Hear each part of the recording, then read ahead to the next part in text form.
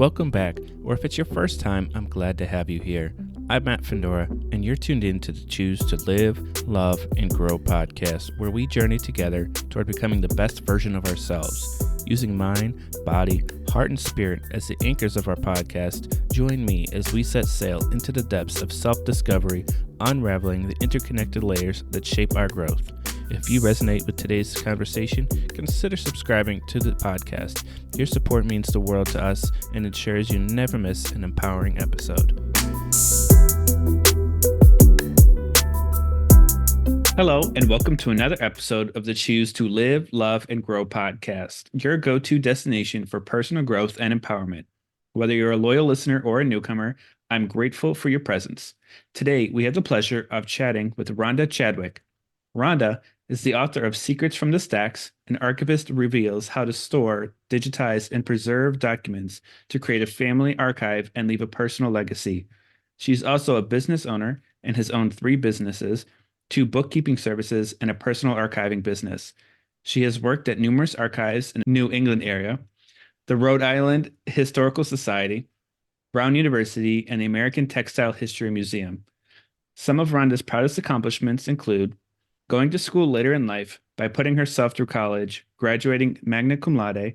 Later, she put herself through grad school, obtaining a MLIS and MA in history, preserving and completing her book, Secrets from the Stacks. And she is also proud of the healing journey she's been on that has driven her to constantly seek self-improvement. What makes Rhonda's heart sing? Her family, her friend's daughter, her friends, music, art, old stuff, and spiritual inspiration. Without further ado, here's Rhonda. How are you doing today, Rhonda? I'm doing well. Thank you for having me on your show. I'm super excited for this conversation because this is such a unique but necessary conversation, and it's so niche in the fact that I don't think I know anybody else that I could have this conversation with or even ask these questions in which they can answer them intelligently. So I'm really excited to dive into this topic. Yeah, great. So how did you get involved in preservation to begin with? Well, I wanted to be a librarian. Actually, when I had one of my bookkeeping services, on the way to one of my jobs, I used to go by the town's local library, and I used to drive by and think, I want to be in there. So I put myself through college. I actually called the head of the Providence Public Library, the director, and I'm like, how do you become a librarian? I had no idea.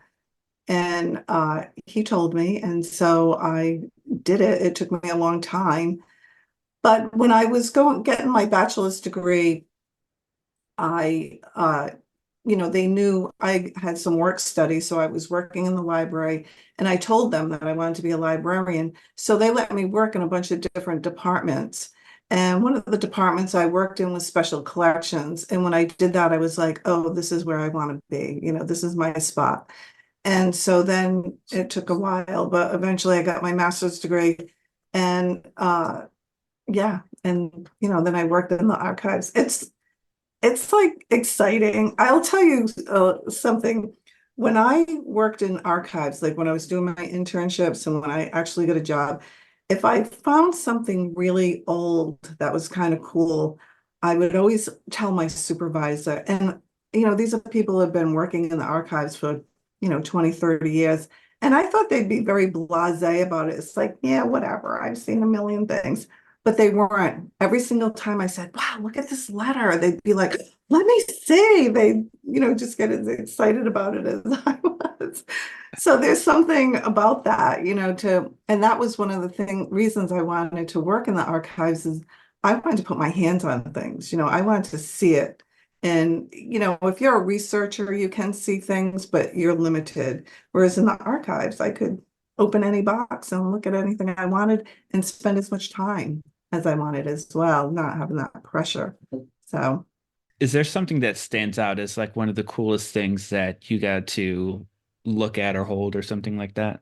yeah, when I was just saying that, I was thinking when I was at the American Textile History Museum now, unfortunately, they closed when I was there, but we had to prepare everything to go to its next home in the archives. And as I was looking through a box, there was a letter. So the textile museum had primarily manufacturers' records. And there was a letter from somebody in England who was ordering something from someone in America. And he said, "Oh, I heard about the murders in your city. I'm so sorry I heard about it." He placed his order. Hey, send me so much of this. And oh, by the way, I'm so sorry to hear there were, and he didn't say murders, it was murthers, so murderers, but that's how they say it. And he was talking about the Boston, not the Tea Party, oh God, I can't remember the name of it. When they had the fighting in Boston Common right before the Boston Tea Party. So, he was talking about like a major historical event, and it was just like this aside in this order from, other things. So that was like one of the coolest things that I found. And Wow. yeah, Yeah, that is definitely a unique story to have. yeah. So diving into the topic of, digital preservation, what are the five key things millennials need to know about digital preservation? So the first thing that you need to know is that you cannot store and ignore digital documents. So digital documents require hardware and software working properly. And if both of those things are not happening, you're not going to have access. So, when I'm teaching people about any kind of preservation, like creating a family archive or leaving a personal legacy, I try to get people to think further into the future than just their life, or even just the life of their children or their grandchildren. I want people to think, I have this mythical character I call Baby 2135. So if you start with someone who's born in 1945, if they live for 100 years, they'll die in 2045. If they have a grandchild that's 10 years old at the time they die, the grandchild will be born in 2035, right?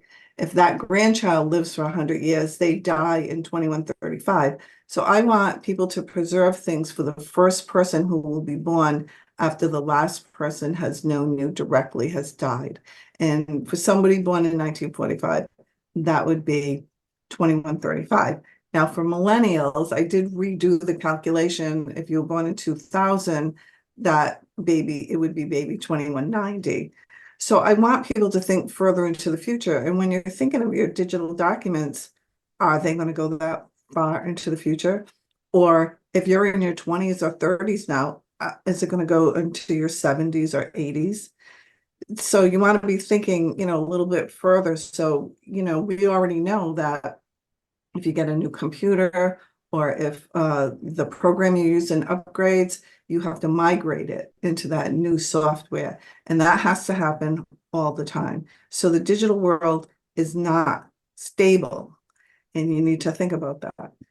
So another thing that you need to know is that some file formats are better than others. And I take my information from the Library of Congress. They do have a website. It's not actually easy to find, so I can send you a link and you can send it out to your community. So we want to be using file formats that are non-proprietary or that are open source. So, or file formats that are managed by organizations like ISO, the International Standards Organization, or ANSI is the other one, the American National Standards Institute. Because these large organizations that are nonprofit or government, ISO is international, they've made agreements that, the certain file formats are better than others because they're going to talk to each other and they're going to last into the future. So for documents like letters or reports or things like that, or even if you're saving your email, you want to do it in a PDF, or PDF-A is actually better. The A stands for archives.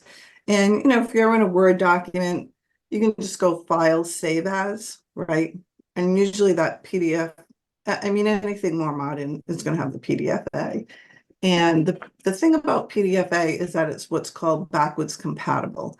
And so PDF, Adobe has guaranteed that, a higher version of Adobe will be able to open that earlier. And I don't know about you, but I've opened early Word documents and I just get scrambled eggs. So we want to change things. It's a more stable file format. For your photographs, which is one of the biggest parts of people's collections, their archival collections, their personal, I should say, archival collections. TIFF is like the highest level, but I feel like most people don't really need to go for a TIFF. I think a JPEG is good. And that's what the Library of Congress also recommends. So if it's good for them, it's good for me. So JPEGs are a good file format and they should last. Mhm. Also, if you have audio files, if I was you, where you have a podcast, I would save them as waves. Okay, that's the higher uncompressed version of an audio file. An MP3 is acceptable. So it depends what you're doing. Again, like TIFFs are also uncompressed. I have a friend who's a photographer. He's a professional photographer and he saves everything in TIFFs. The thing is that a TIFF is going to take up more hard drive space. So a little compression is okay. We're not a professional. But if I had, like in my own personal collection, if I did an oral history with somebody in my family, I would save it as a wave. But if it was just me talking, you know, notes for books that I've read or little stupid things that I record, no, I'm not going to save it as a higher end. Now, video is, there are no standards with video as of today. Um, and there are many, many, many file formats. So it's a little more difficult. Personally, I would go with the JPEG 2000 just because it's in the JPEG family. The other thing you want to be looking at with file formats is a common program, a popular program. You have a higher chance of that going into the future as well. But a lot of times, like I had an early version of Photoshop and I saved photographs and stuff, and the extension is PSD. Unless I have that program, they're not going to open. And Mm. matter of fact, I just downloaded a writing program, Scrivener, and I looked at the file. I'm like, what is the file format this is using? Because I don't want it to be proprietary. I don't want it to be just with them. They're saving it as an RFT. I'm like, we're good. That's like a text file. Okay. So you want to be mindful of that. Number 3 on our list is we want to back up using the 3-2-1 method. 3 places, 2 local, 1 offsite. So the 1 offsite typically is going to be in the cloud. And, if you have most of the, like if you have either Microsoft or Gmail, you get a drive with it. You get some storage. But, Mhm. there's Dropboxes, many that are out there. Some are more secure than others. But so we do want to have things in the cloud, but then you want things locally. Now, speaking to the younger generations, I think, the younger generation tends to have everything on their phone. And a lot of younger people don't have computers at all. They might have iPads or tablets, but they don't have a computer. So you can have it on your phone, but there are these little thumb drives, and really flash technology is like the best backup. I learned that in writing a book. It's like, oh, yeah, you want that. I think the negative part of the flash drive is there's so little, they're easy to lose. Mhm. So you might want to keep it in something big so you don't lose it. I did lose a flash drive, and it was that, like, pit in your stomach moment, like, oh my God, what did I have on that? Like, who's going to see it? And so, but it's, as far as technology goes, it's like really one of the better ones. And they have them where you can plug it right into your iPhone or, whatever you have. So back up, 3, 2, 1. Um, Now, the thing with online storage, I know a lot of millennials, they only do online. And that is not good. And they have this false sense of security with it because all of those companies, Dropbox, uh, certainly Microsoft, Google, they're corporations.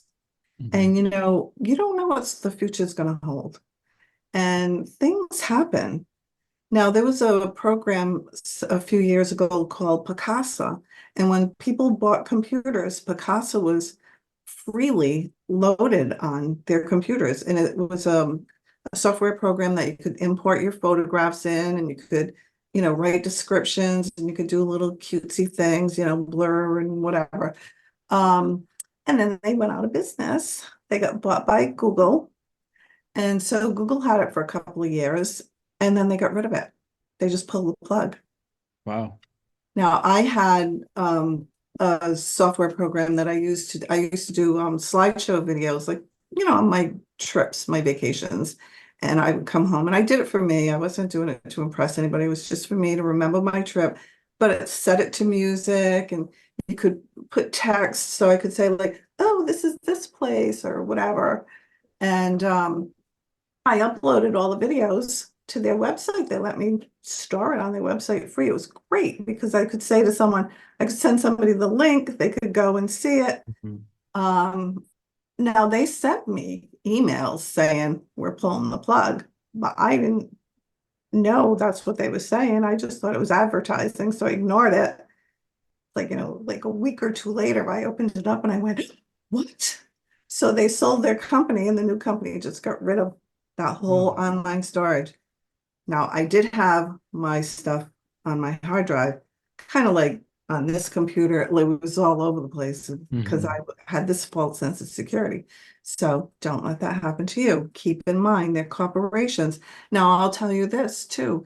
It's hard to imagine that Apple or Microsoft or Gmail, Google, I mean, would go out of business. But I know from my parents' generation, they could not imagine Sears Roebuck or FW Woolworth going out of business, and yet they did.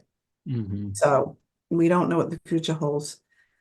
Um, and this is the bad news. This is the thing that nobody wants to hear. I'm gonna say it. If you really want to save something and have it go into the future, print it out. Now, I am by no means suggesting that you print out 8,000 photographs. So you want, and when you're thinking of your family archive or your story, um, you want to think of what has enduring value, what says who you are, or who somebody else is if you're doing it about somebody else.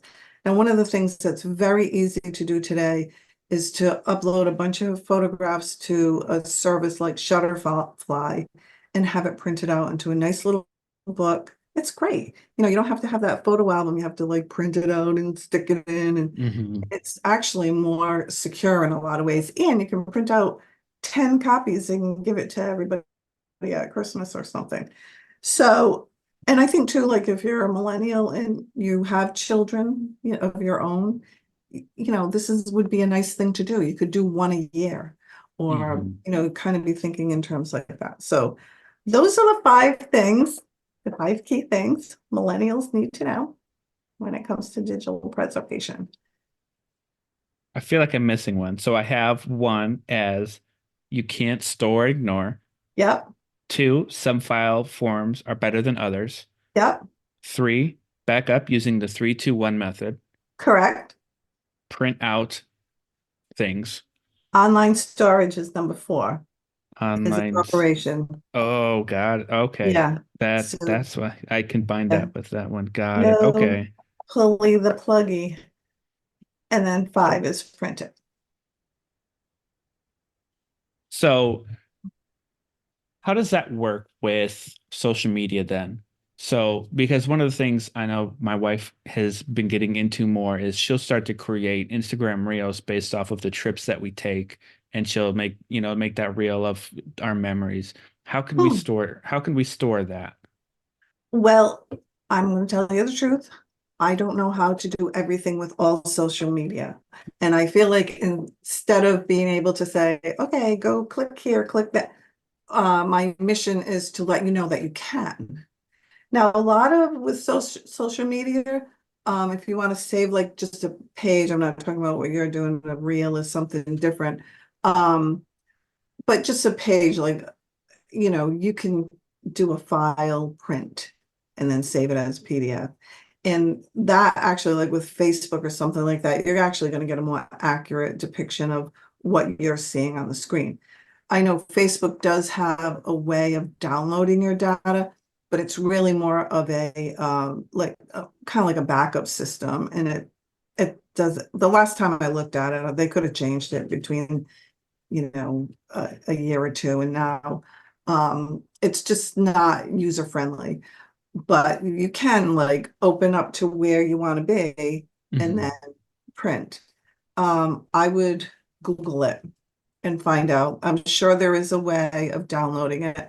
But that's kind of the more important thing, is to be mindful of that and to keep it for yourself too, because again, who knows where is it going to go? Is it going to stay there forever?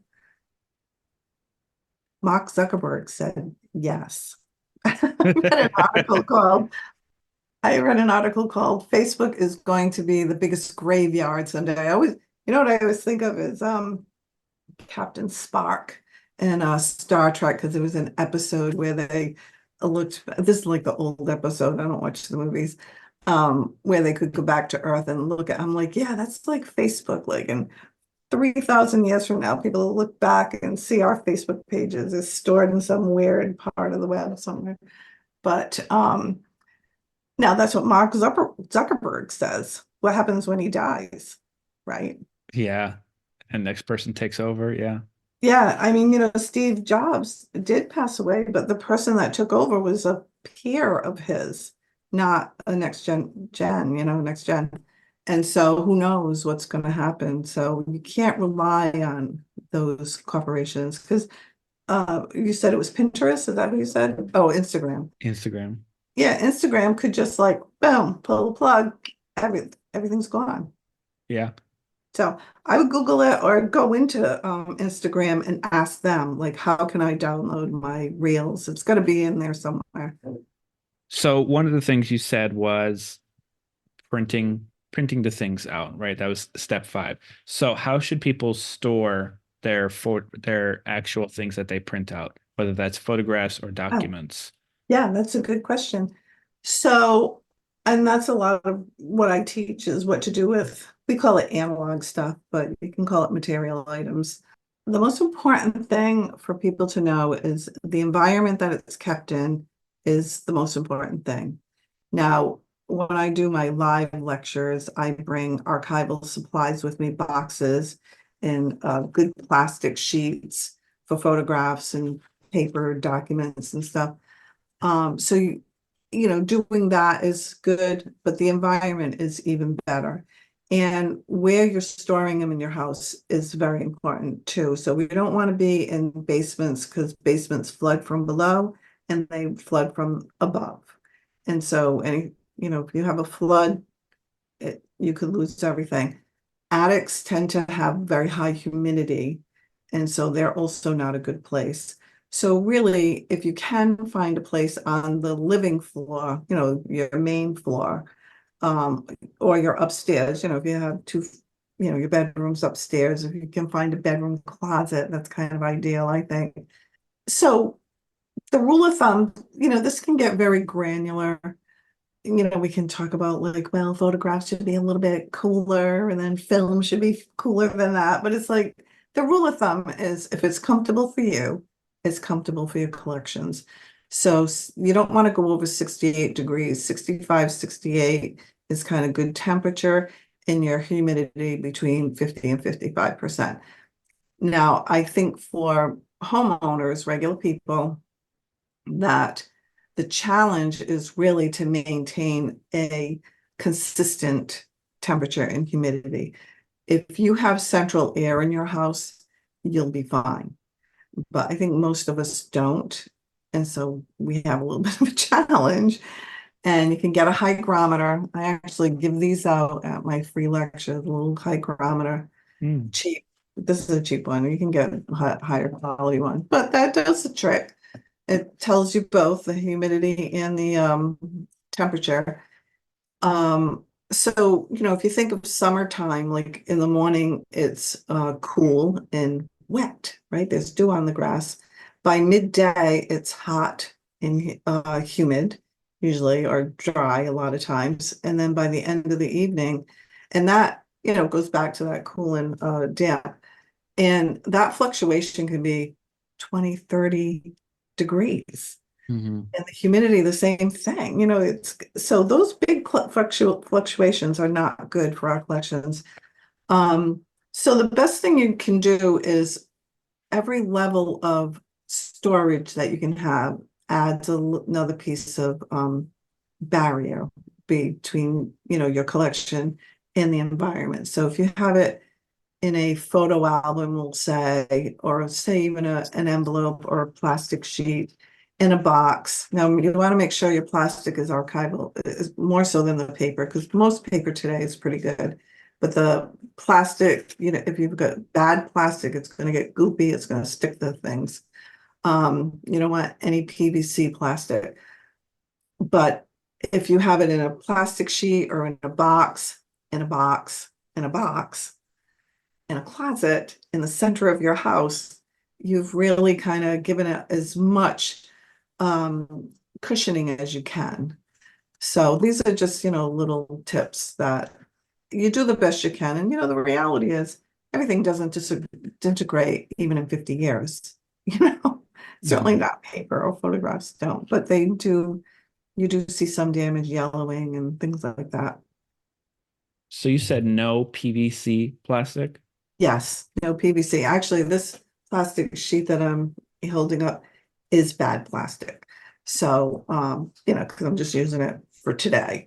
Hmm. And it's Staples on the side. You don't want to go to Staples for that. You can go to, so the thing with paper is that in the late 1800s, librarians started to notice that their library, all the books in their libraries were yellowed. And they're like, oh my God, what do we do?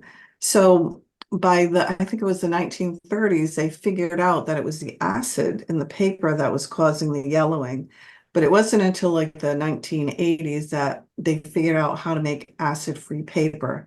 Now, in the archives, they have a little, it's ramped up paper. It's a little better than what you're going to buy at Staples.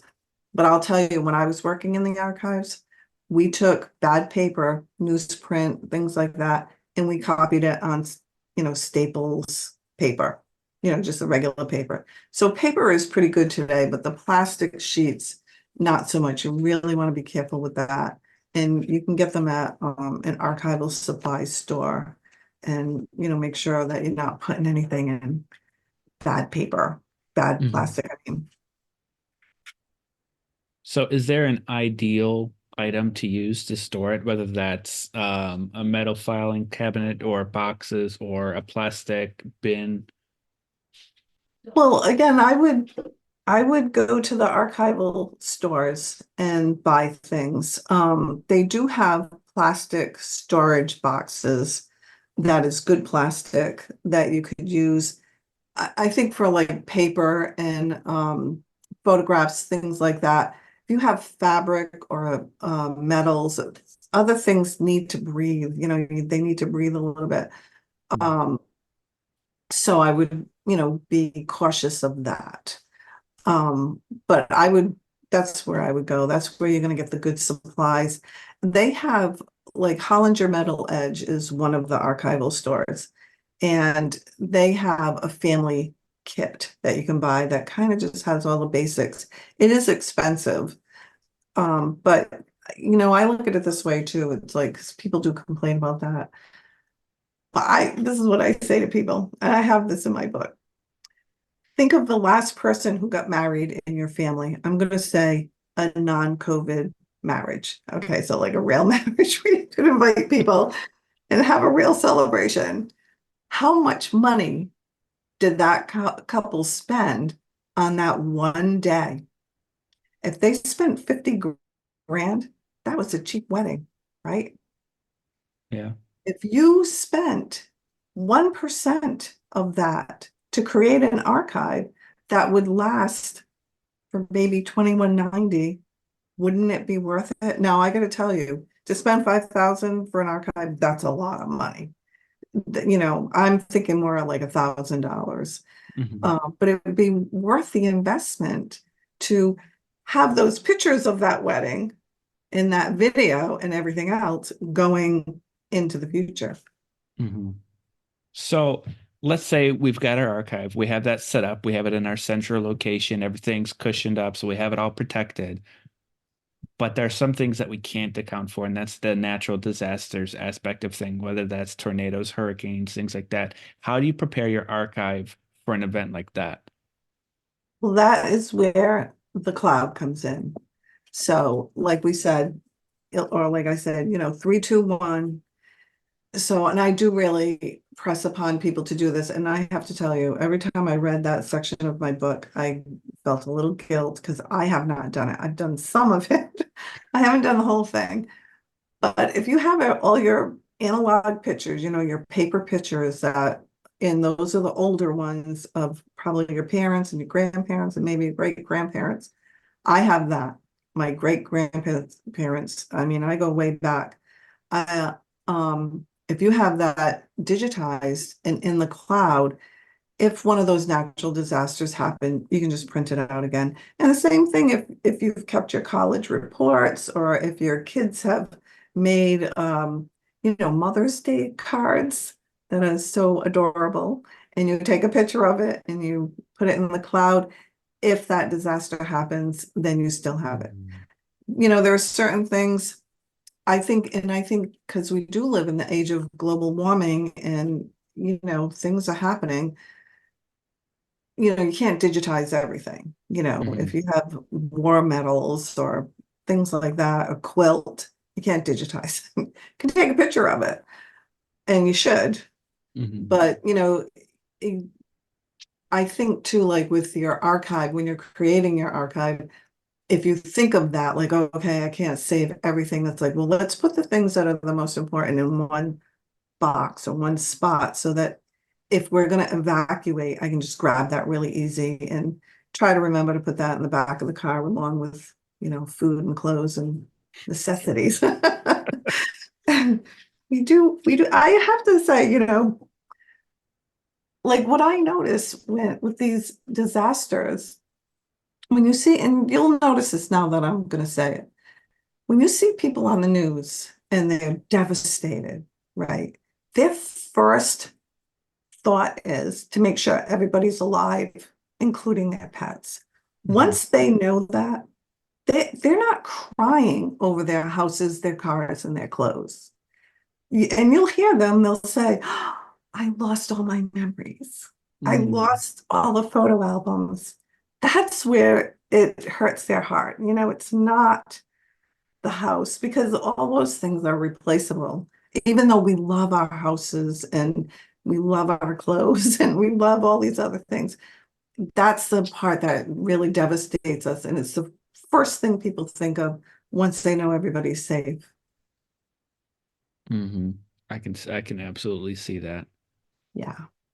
So transitioning to the digital side of things, we take our archives and we make sure that we have it in the cloud or however we're storing it digitally.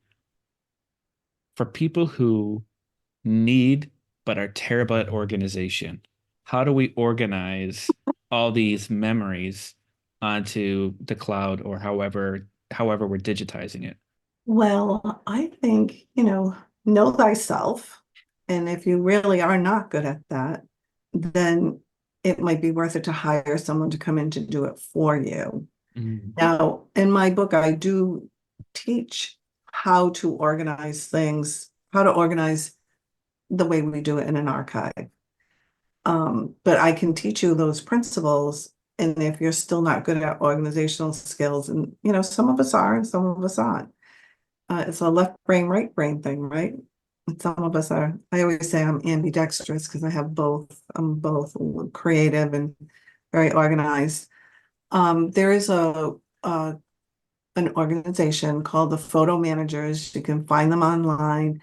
They are really independent business owners who will come into your home, but it's, through this Kathy Nelson, who started this organization. She trains the staff, and but they're independent people, and they're all over I think they're all over the world at this point.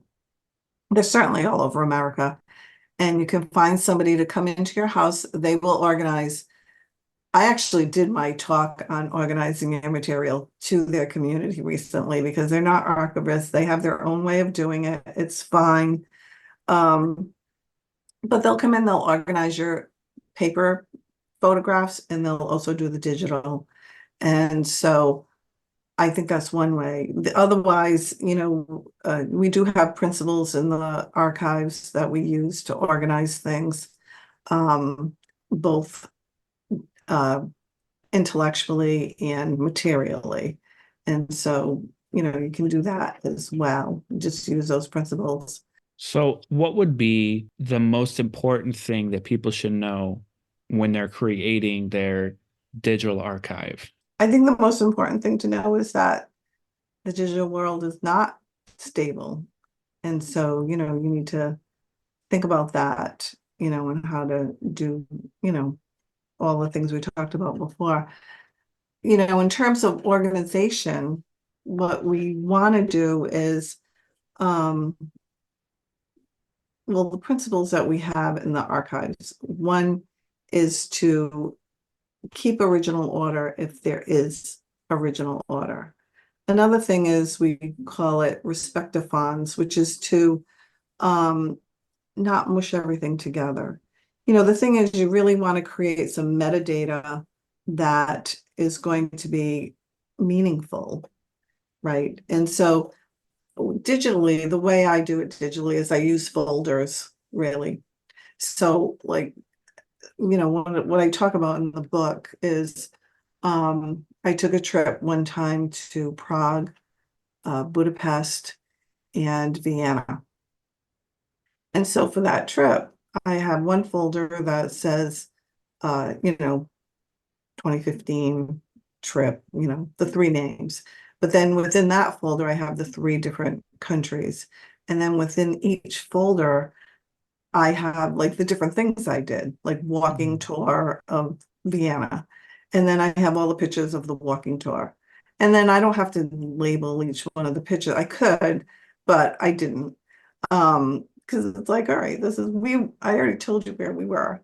But what I do too is I have a document within that folder that will explain things, this and this. And so I think too, it's like something to keep in mind. Like I would create on either in the cloud or on my hard drive, a folder just called Family Archive Mhm. that would just have that stuff because, the biggest thing with digital archives is vetting, is just getting rid of the clutter. And, we can save our emails, we can save text messages, we can save all those things. Now, and we don't want to save all of it. Oh, I'm here. I got here. What time are you right? Like nobody wants to look at that. So, and the same thing with our emails. A lot of it's just junk. Like, hey, you want to go to the movies tomorrow night? Yeah, okay, what time? Nobody wants to. But then there are other things that are very important, Mhm. and we do want to save them. And so I think with the digital world, that's the biggest thing is like vetting and Mhm. getting rid of the junk and just putting in, be thinking of baby 2135, a baby 2190. What would they want to look at? You Yeah. know, they don't want to look at the stupid stuff. You want to keep the important things, Mhm. things that have enduring value. Mhm. So, how does the millennial age create this digital archive for their parents who may not have all these things, who, they may not be as technically advanced or they may not have digitized all their things? How do we create that digital legacy for them? So are you talking about getting your parents' stuff and digitizing it and creating that for your parents, Yeah, or the stuff that you have and sharing it with them? both. Okay. Well, meet them where they are. meet them where they are. I mean, I do teach, and I have like 4 chapters on, the digital world in my book. And well, the challenge for me, and when I do my lectures, the challenge is some people are really tech savvy, and I don't want to talk down to them, but then other people, not so much. And so I want them to be able to follow along. So I try to, straddle that balance. And I do know people who they really are not tech savvy at all. And I mean, I think with your parents' stuff, it's like just go get it. There Mm, are I mean, one of the best things is there is an app. I mean, scanning, if you're going to use a flatbed scanner, that really is the best in a lot of ways. You're going to get a better copy, I think. But they do have apps that you can get on your phone and you can just take a picture. It will compensate for wobble, a little wobble, shaking of your hands. So you can go to your parents' house with your phone and just take pictures of all their pictures. mm, And are they going to want them digitally? Why would they even want it digitally if they have it in front of them? But I think too that, if you did want to put something together, I would print it out if they're not tech savvy, mm, and one of the things I do and I teach is how to make a memory book. So a memory book, I do it in a Word document. Now, and I make a distinction between a memory book and a photo book. So you can go to, Shutterfly or any of those services, and you can make a photo book. You can upload the pictures and you put little captions, and that's awesome. I mean, maybe that's what you want to do. Print it out, and then you have a book that you can pick up and hold and give to them as a Christmas gift or something. But a memory book is driven by the narrative. That's the difference. So you're really telling the story of your family or your event or whatever. And and maybe I think a really nice thing to do with your parents is to do oral histories. It's such an easy thing to do. And you have your phone on you all the time. mm, And just if they start talking about the past, sometimes I find it's better to set up an oral history and go and do it. Like, hey, I'm going to come. Another great way of doing oral history is on Zoom, because now you've got the visual yeah. as well as the audio. Um, but I find like if people start talking about things, I never want to break the moment and say, "Do you mind if I turn my phone on?" Because it does break that moment. And so it's better to, even if they tell you something really cool, keep it in mind, go back and ask them about it in a more formal way and have them tell the stories. So, that's something else you can do. But you can put things together for them. I was talking about the memory books. You know, have that narrative. I mean, that's where you can get the narrative from. If you go and do an oral history, you can write down not a transcription, but write down what they said and then add the pictures in. Like I've done that a couple of times. Mm, And and some of the pictures I add in are from the person's collection, but then I get things online also that just are going to enhance the story. And that's like a great way of doing things. I do have a little memory book over here somewhere. I don't know where they are. I think they're packed away in my stuff because I just did a lecture a couple of days ago and I bring them with me. But I did one for my Uncle Harold when he turned 90. And I told the story of our family up until my grandmother's generation, because everybody knows everything from my grandmother on, but they didn't know the earlier stuff. And so, when I added pictures in, and it's fun. I love doing them. They're fun. They're easy to do. I do it in a Word document, and it's a nice gift to give to people. mm. Wow. This is a lot of information. So right now we're nearing the end of the podcast. So I have three final questions, which I ask all guests. Okay. These questions are over the topics of what this podcast is, which is live, love, and grow. So the first question I have for you is what advice can you share about how to create a life that leaves a positive impact on the world? Well, I think it's important to do what you love. And, for me to get to the point of doing what I love, it's been a long, arduous journey.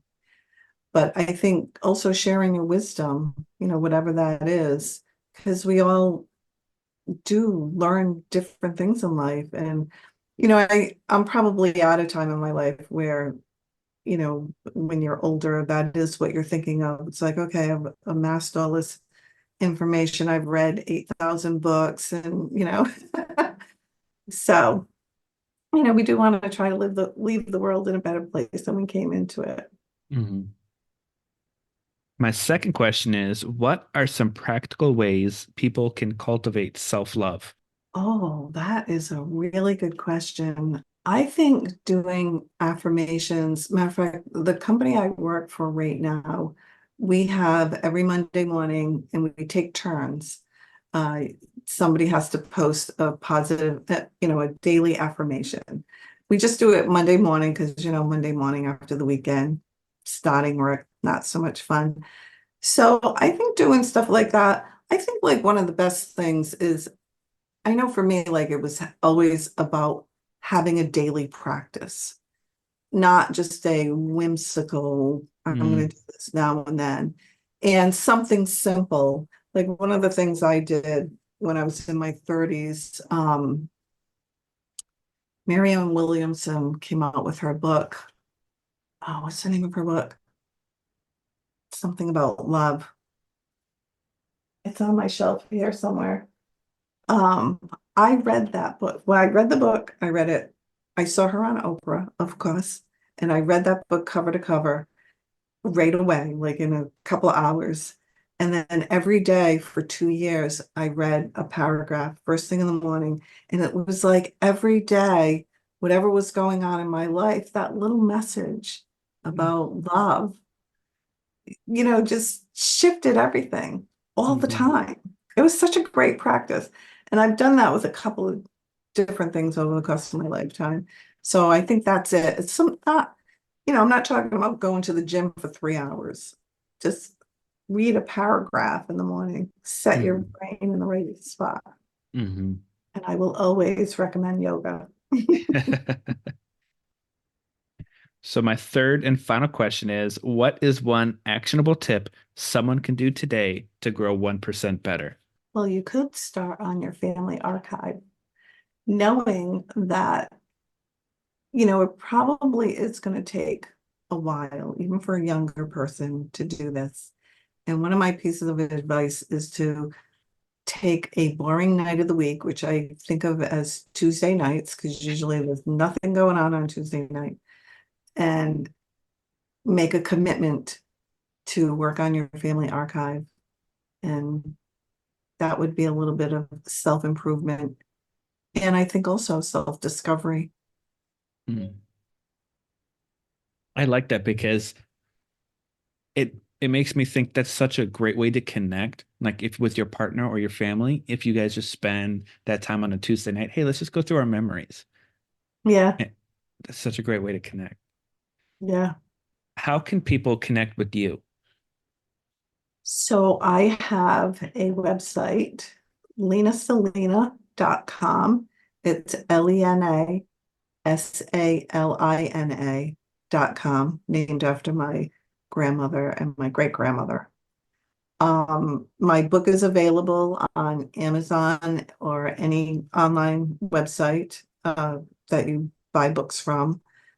I do sell it limited through my website. I have a page. If you want to buy it from me and get a signed copy, you can do that. There's a password that you need to get into it, and it's Lena, Lena, no caps. And I will get notification. I'm happy to sign a copy and mail it out to you. Um, I have email too, but you can get all of that from the website. I have Facebook and, but it's Mhm. all on the website. And how can the audience support you on your journey? They could buy my book. I also do lectures. So I do usually at libraries, some genealogies. I do it anywhere, historical societies. Whoever wants me, I can do it virtually, or if you're local to New England, I could do it in person. So yeah, I'm happy to do that as well.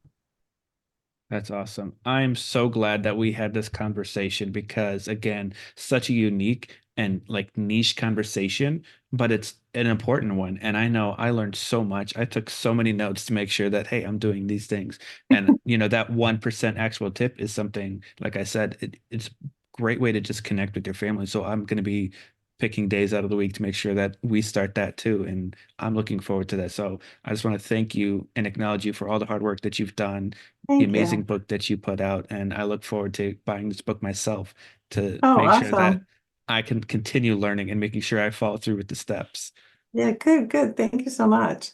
Thank you for listening to today's episode of the Choose to Live, Love, and Grow podcast. I hope you took something away from this episode that you can implement today just like I did. I'd love to know what your biggest takeaway was from this episode. Let me know by sharing this episode in your Instagram stories and tag me at Matt Fendora.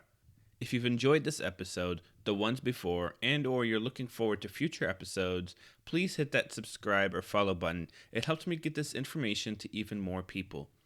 No matter what you choose to do, choose to live, love, and grow. Thank you, and have an outstanding